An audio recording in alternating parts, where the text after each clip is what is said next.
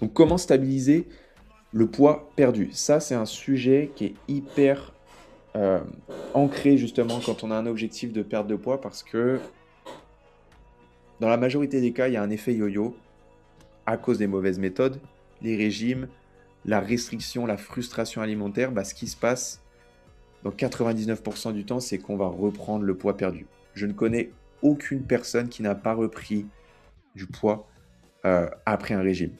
Franchement, je vous le jure, ça fait depuis 8 ans que je suis coach.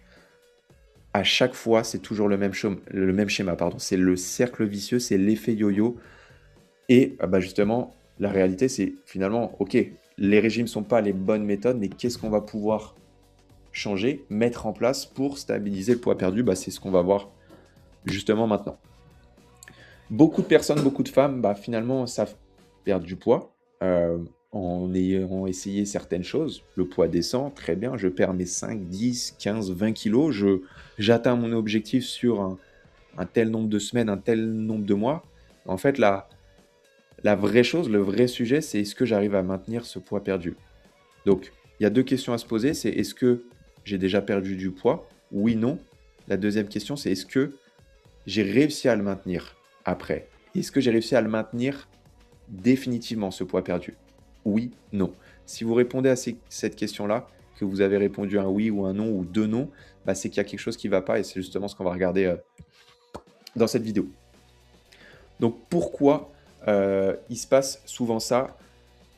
La perte de poids, elle est souvent faite avec trop de restrictions. Justement, avec les mauvaises méthodes, on s'enferme dans un cadre qui est bien trop rigide, avec des méthodes qui deviennent intenables, qui ajoutent beaucoup de charge mentale parce que on doit se priver de sa vie sociale, enlever les restaurants, enlever les apéros avec les amis, avec la famille. On doit compter tout ce qu'on mange toute la semaine. Et en fait, on s'enferme dans quelque chose où dès qu'on reprend des habitudes juste normales, qu'on reprend la vie normale, ça tient pas.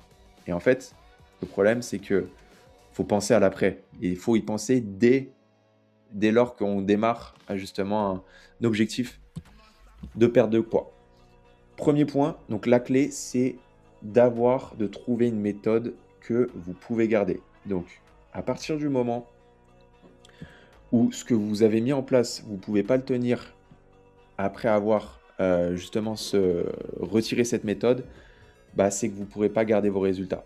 Si vous ne pouvez pas tenir ce que vous faites aujourd'hui, vous ne pourrez pas garder vos résultats. Et ça, c'est systématique. Donc, vous devez vous poser cette question, c'est est-ce que ce que je suis en train de mettre en place au niveau de mon alimentation, au niveau de mes habitudes, du sport que je fais au quotidien, est-ce que ça rentre dans mes habitudes? Est-ce que c'est tenable sur le long terme? Oui, non. Si c'est non, ça sera difficile de maintenir ça sur du long terme et du coup de maintenir vos résultats. Stabiliser le poids perdu, ça commence dès la perte de poids. C'est ce que je disais tout à l'heure, c'est pas après qu'il faut y penser, c'est pendant. Donc pour ça, il faut construire des bases qui soient simples et durables. Il n'y a pas besoin de chercher compliqué, d'aller chercher la dernière méthode, le dernier jeûne intermittent, les derniers compléments alimentaires, le dernier régime à la mode. On veut de la simplicité, juste les basiques, c'est ce qui fonctionne. Donc, pas de perfection, on ne cherche pas à être nickel toute la semaine. C'est ok d'avoir des moments où on profite de sa vie sociale. Nous, c'est ce qu'on voit dans l'accompagnement. 80% du temps, alimentation saine. 20% du temps, on trouve justement un bon équilibre où on profite, on se garde des plaisirs aussi pour profiter de sa vie sociale. Et à partir du moment où ça, on le tient de manière régulière et constante, il n'y aura pas de souci. Donc, pour ça, il y a 3 points. Alimentation flexible, le 80-20 que j'ai expliqué juste avant. 80% du temps, on mange bien, sainement, équilibré. 20% du temps, on se fait plaisir. Deuxième point, 2-3 séances de sport par semaine, 30 minutes grand max, c'est suffisant. Pour perdre du poids et maintenir des habitudes saines sur le long terme, c'est largement suffisant. Il n'y a pas besoin d'aller en salle de sport, de passer des heures à faire du sport. On vise simple et sur un objectif comme la perte de poids, ce sera largement suffisant et ce sera tenable sur le long terme parce que en fait, ça s'inscrit dans un emploi du temps chargé. habitude simple et répétable, encore une fois, ce qu'on est capable de faire sur le moment, est-ce qu'on est capable de le faire sur plusieurs semaines et sur plusieurs mois, voire plusieurs années. Finalement, nous, notre objectif, c'est que ce soit définitif et qu'on arrête avec ce schéma de je commence quelque chose, je le tiens X semaines, X mois, puis j'arrête. Et du coup, je me démotive. Et en fait, je suis toujours dans cette boucle interminable. Jamais revenir comme avant. Ça, c'est vraiment tout l'objectif, c'est de casser ce schéma de je recommence, je tombe dans cette boucle justement, et d'être vraiment dans un état d'esprit de ce que je vais mettre en place, je vais le tenir toute ma vie et jamais retomber dans ce schéma de boucle infernale. Donc le piège qu'il faut à tout prix éviter, c'est de relâcher complètement une fois que vous avez perdu. Donc on prend un objectif, par exemple, perdre 10 kilos. Je perds ces 10 kilos en X semaines, en X mois.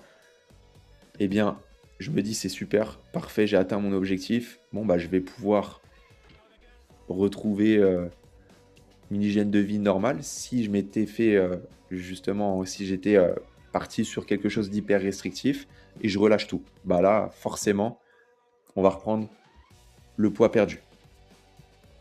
Accepter une zone de stabilité. Ça, c'est hyper important, cet état d'esprit de se dire que le poids, bah justement, il va fluctuer 1 à 2 kilos sur une phase de stabilisation, c'est tout à fait normal. C'est pour ça que c'est important de se détacher du poids et du chiffre sur la balance parce que quand on va stabiliser le poids, donc juste pour rappeler, pour perdre du poids, on fait un déficit calorique, donc on descend les calories au niveau de l'alimentation par rapport à ce que l'on dépense. Typiquement, on dépense 2000 calories par jour, et ben on va en consommer 1700 pour avoir un écart de 300 calories sur les deux chemins, là, sur les deux situations. Et lorsque l'on va stabiliser le poids, de ce déficit calorique de 1700 calories, on va remonter progressivement vers les 2000 pour être sur une phase de stabilisation. Mais le fait de remonter, ça ne se fait pas d'un coup, ça se fait progressivement. Eh bien, on peut reprendre 1 kg ou parfois 2, mais c'est OK parce qu'en fait, 1 à 2 kg, ça ne va pas changer le corps. Au contraire, s'il y a eu un changement de la composition du corps, moins de gras, plus de muscles, bah, ce n'est pas 1 à 2 kg qui vont changer littéralement la transformation physique, la transformation visuelle. Donc ça, c'est hyper important. Le but, c'est pas un chiffre parfait. Encore une fois, on se détache du poids et du chiffre sur la balance. C'est vraiment la stabilité, c'est l'ancrage, c'est l'équilibre de manière générale. Quatrième point, gérer les écarts intelligemment. Donc, le schéma justement avant que l'on va supprimer définitivement, c'est je fais un écart, je culpabilise parce que j'ai pris potentiellement un petit peu de poids, souvent de la rétention d'eau d'ailleurs. Après, tout est relatif, encore une fois, avec un écart. Si c'est un écart sur une semaine, avec des repas tous les jours, c'est sûr que forcément, il va y avoir du gras qui va s'installer.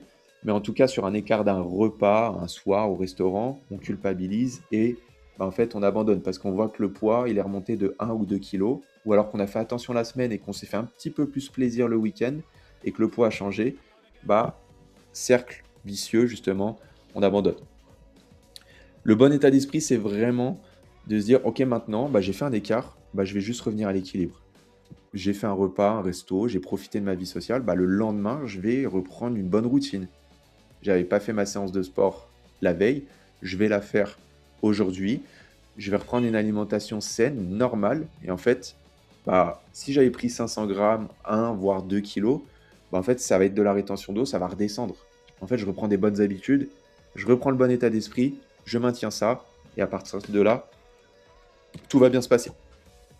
Donc, pas de compensation, aucune restriction extrême. On oublie ce schéma qui est insupportable à tenir et qui ajoute beaucoup plus de charge mentale que ce dont on a besoin réellement. On a déjà une vie chargée. Vous qui regardez la vidéo, planning chargé en tant que femme. Donc, pas de compensation, pas de régime extrême.